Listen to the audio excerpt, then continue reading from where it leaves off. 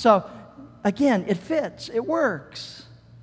He comes down from the mountain. He says, don't have any other gods and don't make idols. It fit that circumstance perfectly. And then he says, don't misuse God's name. The King James Version says, don't use the name in vain. Well, what does that mean? Again, I'd like to suggest that it fits perfectly for this circumstance. Now, typically when we look at this commandment, we say, well, that means you shouldn't use four-letter words. Or GD this or GD that, you know. It's got nothing to do with that. I don't think it does anyway. Don't misuse God's name. You know, do you really think how God cares how you pronounce something? You know, a four-letter word, maybe it begins with SH and it ends with something that sounds like pit. And instead of saying the four-letter word, you say, oh, shoot. Or if you're a good Adventist, you might say, oh, sugar. Or sweet and low or something. God doesn't care how you pronounce it. It's not talking about cursing. What is this third commandment talking about? Don't misuse God's name. You know, about a year ago, I was watching 60 Minutes. They had on the show a segment about a man who pretended, he was a con artist. He pretended that he was a Rockefeller. And he used the name Rockefeller, and he did all sorts of things. And he was misusing the name Rockefeller because it was all a hoax. It wasn't real. And today, unfortunately, we have people, and some of them are in the armed forces, and they're Americans, and we respect them, and we thank them for going off to war and risking their lives for us, and every once in a while we'll find that one of them defects, and maybe they defect to a group like Al-Qaeda or something like that. They're not really Americans. They're a disgrace to the name. The same thing is true with prominent families. I mentioned Rockefeller, or you could say Kennedy, or any of these families. If you don't live up to what's expected, you deface the name. And that's what this commandment is talking about. Don't misuse God's name. It's talking about a lifestyle. If you say you're a Christian, but you don't act like a Christian, you've broken the third commandment. You have misused God's name. And so it fit them. They're having a wild party. Maybe it was drunken wild party. But they're having this party around the golden calf, and they're not living up to the name of God-fearing people that have been delivered from Egypt. And so they're breaking this commandment. And then God says, not only that, but I'm going to give you the fourth commandment. Fits perfectly.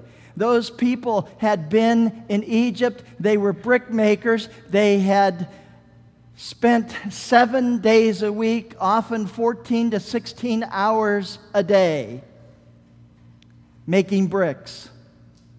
And if you read the story of the Passover and how they escaped from Egypt, you'll find out that the 10 plagues came, one right after another. And every time the plagues came, it was to let his people go that they may worship as they see fit. So it was all about letting them go so they could worship. They couldn't keep the Sabbath in Egypt because they were forced to work. And so what happens is now that they've escaped from Egypt, God says to them, hey, you've been working 7 days a week, 16 hours a day. I've got good news for you. The good news is I'm going to give you the Sabbath. I've already given it to you. I want you to remember it. I want you to take this to heart now. Even God, worked 6 days in creation and rested. And so he says to the children of Israel, now that you've been freed, you're free to keep the Sabbath. And you can rest. from your works on the Sabbath. Do you suppose that was good news? Man, I think they must have been so delighted. Wow! Going from a 7-day week, a work week, to a 6-day work week. Bring on the Sabbath! That's so different than the way I was raised, where I could hardly wait for the Sabbath to be over. The Sabbath was good news to these people. It fit. So you have these commandments that were given, again, with eternal principles, but specifically to the children of Israel.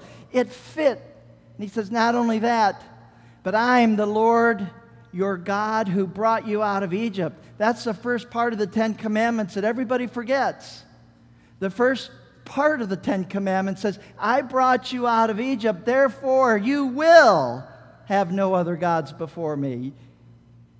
You will have no graven images. You will not misuse my name. You will remember the Sabbath day to keep it holy. You will honor your parents and all of the rest of them. You see, because you have been freed, because you've been delivered, you will do these things. So it was especially appropriate for them. So what happened? Moses sees this golden calf and this wild party, and he takes the golden calf and he has the people grind it all up. And then he puts the powder into a stream, a nearby stream, and he forces people to drink it, to drink the water. Now, gold is supposed to have special properties. If you have arthritis and you drink it, drink the powdered gold in water, it's supposed to actually help you. So maybe there was some medicinal use for some of those folks. But here's what Moses was doing. He was getting rid of the golden calf, and he was punishing the people because they had built the golden calf. Well, here's something interesting. In 1990, archaeologists discovered an Egyptian calf god, and this is the actual picture, that predated Moses by 100 years. Prior to this, people were thinking that, well, that calf religion, was in Egypt, but it wasn't out where the children of Israel were near the Promised Land. But now they've actually found a calf. They found this calf where the people had worshipped. And the item behind it is like a barn for this calf. Well, Moses was so angry that he threw down the tablets of stone, breaking them. No more 10 Commandments. But then,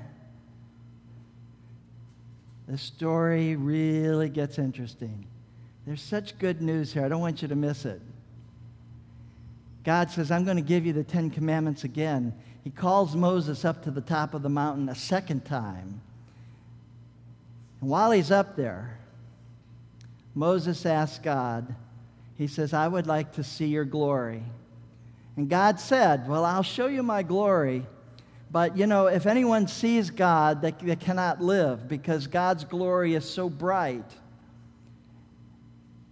But he says, I'll tell you what. I'll hide you in the cleft of the rock. So in the mountain, evidently, there was what's called the cleft of the mountain, or almost like a little indentation or a small little cave. He said, I'll hide you there. I'll put my hand over you, and I'll pass by, and you can see my hindquarters. And so God says, that's what I'm going to do. And that's what he did. And he could see the glory of God. Wow. He could actually see a portion, at least, of God's glory. So Moses gets a second set of the 10 Commandments. Then he comes down the mountain. The glory of God could be seen on his face. His face shone brightly. Not like the Latin Vulgate with horns, but it was a shining face. And now he had this shining face, and he went before the people, and he didn't even know his face was shining, and the people all went, oh!